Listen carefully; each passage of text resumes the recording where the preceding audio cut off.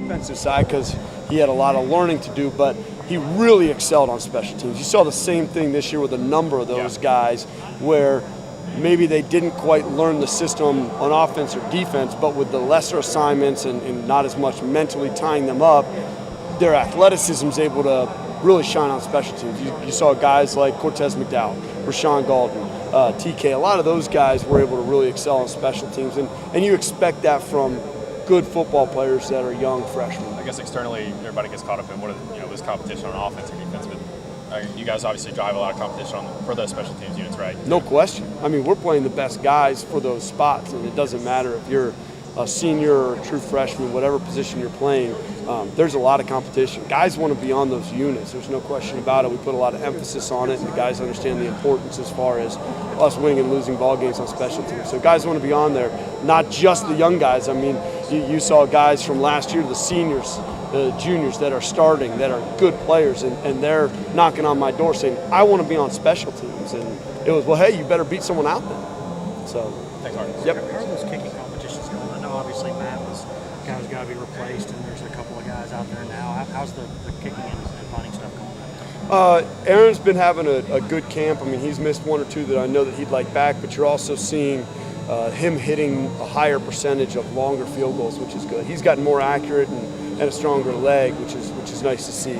As far as the punting is concerned, you see some really good days by Trevor, and then you see some not so good days. So his consistency's got to improve. But you certainly do see the skill set that when he's able to hit well, he can be a successful punter. You need a guy that can do that day in, day out, punt in every single time. What do you see from George? I know y'all were thinking about looking at him a little bit as a punter. Is that still anything that can be? Yes, he's been taking reps at that. And he's doing an up and down job. You see him hitting some good balls. It's got to be a more consistent thing because, again, at the end of the day, we don't want to see one punt that's a 50-yard punt with a 4.5-second hang time, and then the next one's 25 and shanked out of bounds. You'd rather see a consistent ball that's got good hang time, that's got good accuracy on it, as opposed to a boom or bust type of deal. You want consistency. Have you been able to work any of the new guys into the return reps at all, or does that maybe come later on if it comes? We haven't gone a lot of full 11 on 11 at this point in time. We've done a little bit of it, but just a little, not a ton. So you're not seeing a lot of action in those spots right now. They're repping it in specialists, they're repping it in catching the ball, but not full live action a bunch right now. We're doing a lot more smaller group drill work and things along those lines to get the position players the technique work. Have you looked at Alvin all there? He's been out there. Has he been out there? Yeah, he's someone that's certainly electric with the football, and we have him back there catching balls, yes. His kicks or punts, do you know? Just What's kicks, that? Kicks or punts or both? We'll put him back there for both so that he's training in both.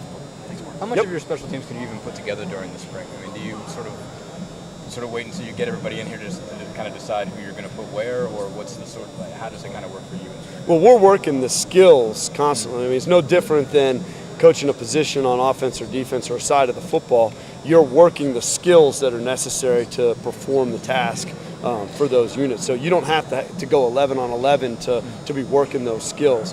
And oftentimes, because it's such a space game, you have a one-on-one matchup and you can work your one-on-one technique against that guy. I would compare it more to running a one-on-one rep as a wide receiver versus a DB. You can do that individual and work on that technique and then take that piece of the puzzle and put it together for a pass play, and you've worked that technique. And so very similar on special teams as far as we can work that one-on-one matchup, the technique of the kickoff guy versus the kickoff return guy, the technique of the punt guy versus the punt return guy, and do it in smaller settings. So you don't have to have 11 on 11, people falling on the ground, potentially getting guys injured. You can do it in a little bit smaller setting, but yet still competitive. Right, you pretty much figure out your unit though when you get to fall. Like that's kind of when you kind of figure out who you're going to have and who you're going to put. Well, you're able to see the skill set that's necessary, and you're able to say, okay, that guy would do a really nice job as a number 3 on kickoff, or that guy would do a really nice job as a right tackle on punt. You're able to see that in the skill set because you know the job description and you're able to see what he's doing in those competitive situations. So it's not like you're able to put together your depth chart and things along those lines. We just may not be doing a ton of 11 on 11 reps. We'll get some in, but not a ton of that at this point in time. Where have you seen Aaron Medley take the biggest strides since he got here? I would say there's a couple things. One, his confidence. You see a guy that a year ago was competing for the starting position. I think I can do it, and so forth. Now you're seeing a guy that he's out here with confidence. He knows he can do it. He's competing to be the best in the country. That's his mindset. He wants to be the best. He has a lot of confidence in himself, and rightfully so. He's also taken strides from last year. You see a guy that's got a stronger leg than last year. I mean, what he's been able to do in the weight room has helped him quite a bit, and you're seeing a guy that's more accurate. So, and that's you're identifying that in longer field goals. He's had a higher percentage of balls that he's hit in longer field goals, which is where the accuracy comes into play. I mean, it's easier on the chip shot. You can be a little bit off on an extra point and still make it, but when you're kicking from distance and you're making a higher percentage, that's when you know your accuracy's on.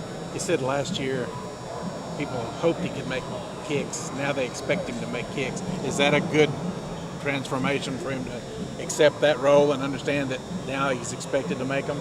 Yeah, well, we were expecting him to make them last year. I mean, that's why he's out on the field. When we put a guy on the field, we're expecting them to be successful. But there's no question about it. There's, I guess, from the outside vantage point, there's going to be higher expectations for him after a solid freshman year. But he's a competitor. That's what he wants. I mean, competitive guys don't want people out there nervous about what their performance is going to be. Competitive guys want to go out there when the game's on the line in clutch situations and go out and do what they're here to do. He said he hit a field goal at Georgia after the first drive. He said it was a real confidence booster for him. And then, of course, the game winner at South Carolina. Sure. What did you see those kicks do for him emotionally and confidence? Well, you go into Georgia and it's a pretty good atmosphere and they're loud atmosphere and you see him going out there and cutting the nerves and he's able to go out and make a nice field goal. Certainly, that's a lot more than he ever kicked in front of over at Marshall County. He was able to go out and perform in an environment that he had never been a part of. And so absolutely, that's going to be a confidence builder because sure, you can say it all you want. I mean, it's the same spot on the field, the width of the field goal is all the same, but there's a major difference as far as your heart rate when you're out here by yourself or you're out there in front of mom, dad, and 100 other people versus it's a nationally televised game. There's 90-some thousand people there screaming their tail off, and everybody's got their eyes on you. Your heart rate's a little bit higher.